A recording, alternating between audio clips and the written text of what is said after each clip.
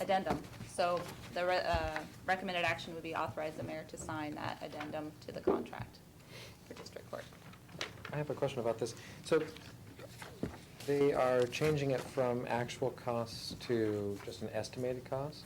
Or It's always been an estimated cost. it's always been estimated? Okay. Okay. So it looks like they did a 5-year average. Okay. And I can get you additional information if you'd like. Like I said, we just received it, and since 2011, it's in action. We wanted to make sure to get it on. So one of the things you mentioned, Jennifer, so are they looking for this on a regular basis to be reimbursed, or are they going for annual reimbursement? My understanding is it'll still be quarterly payments. Okay. Of the total, the 67,000 will be broken into quarterly payments. Gotcha. Okay. Other questions? Okay, thank you and have a good evening. Oh, you can stick around. Trevor, SPS number 7 from Wallace E Street Improvements. Yes, 3 elements to supplemental number 7. The first is removing the Relief Act or stimulus funds reporting. We just discussed that in regards to the resolution being brought forward by finance. Since we're not utilizing USDA Relief Act funds, we'll not need to report. So you'll see that that's backed out of the professional service agreement. Also, we've requested that we update our NEPA reporting, our environmental statement in regards to grind inlay work potentially and or overlay work, and that triggers doing additional environmental. Also part of the environmental is utilizing Michael Miner and Associates for a hot zone analysis in regards to air quality at River Road and E Street, which is required by the feds. And there's level of service verbiage around 2030 and what a roundabout previously would have gave level of service compared to an upgrade signal in the 2030 to 20-year horizon. So they'll need particulate matter or air quality analysis done to confirm. So that's most of the supplemental with Wallace. Any questions on that? So the NEPA work, Trevor, will that come back to us as a separate item? That's all part of the supplemental. Okay. Number 7, backing out the Relief Act reporting, which is on the back page Right. of the agenda bill, $2,600. The NEPA revision, the new task is $8,600 for a net of just over $6,000. And that's the work that's being done by Minor, though? Minor as a sub for Wallace. So if we look at the 6,000 on here, we shouldn't be looking for a 6,000 bill coming through, we should be looking for an $8,600 bill coming through. Right. Okay.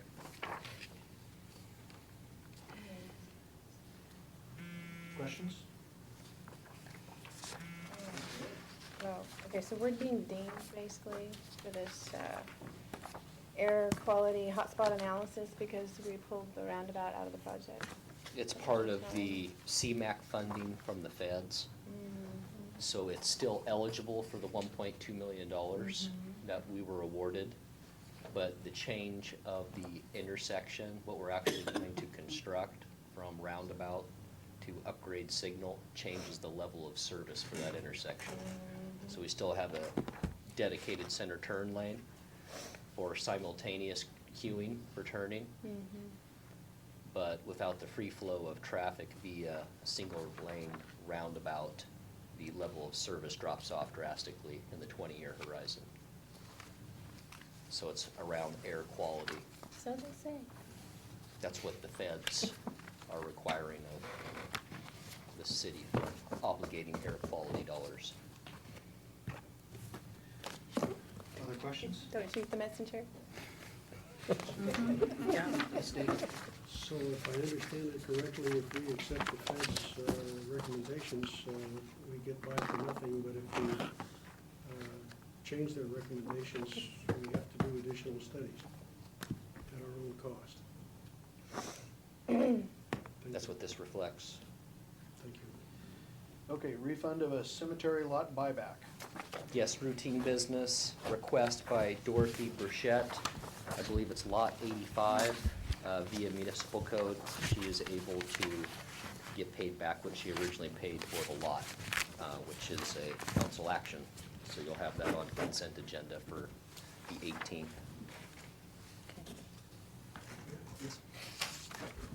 Why can't somebody sell a cemetery lot that they bought 10 years ago to somebody else? Why does it have to go back to the city? Municipal code states that the city will have first opportunity for buyback. The general reason is that you don't want speculative buying and selling of cemetery lots in the city cemetery. Because it raises the price of burial? Well, no, the problem would be that somebody says, oh, well, I'll just corner the market. I'll just buy them all. And then sell them for whatever the traffic will bear. That's not appropriate for a city-owned facility.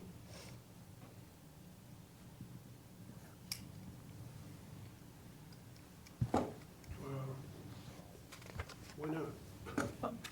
Monopoly. Also, I mean, it is city property. Yeah, exactly, And- it's city And it's property. maintained by the city, so, and, you know, it would be natural for the city to have first right to purchase it. I think that's one of the big differences when I look at something like this, Dave, is the fact that ours is a city-owned cemetery versus Evergreen Memorial Gardens or some of those that are in private hands, and they really don't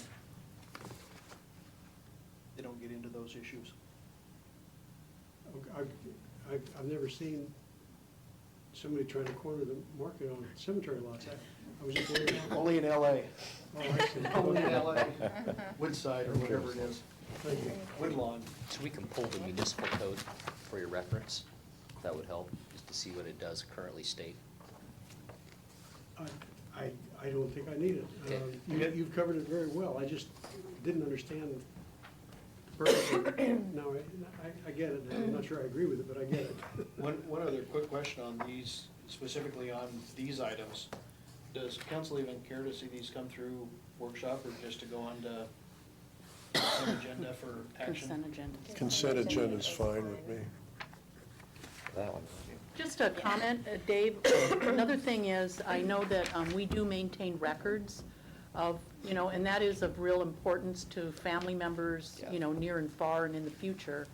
And so if somebody had the ability to have, just sell their lot to anybody, it would be very possible to really, those records could really become distorted. I mean, they could actually have misinformation as far as who was actually there, buried in that lot. I understand the concern there, because I was talking with Mickey Mulder about the records in the cemetery, about who's buried there in terms of veterans. Uh-huh. And we have very, very limited information based on what the families have told us. Mhm. So I understand the importance of those records, and I agree, that's a good reason for regulating it. Thank you, I hadn't thought of that. Mhm. Okay, ordinance on community room rental fee increases. Were there any other questions on that? Yes, the Parks Board took a look at our current rates in regards to the community center. Reservation fees, room rental fees, also reference the City of Camus's community center, and is recommending an increase for the flat fee for just to reserve the facility, as well as the long-term room rental fee, kitchen fee, cleaning deposit, and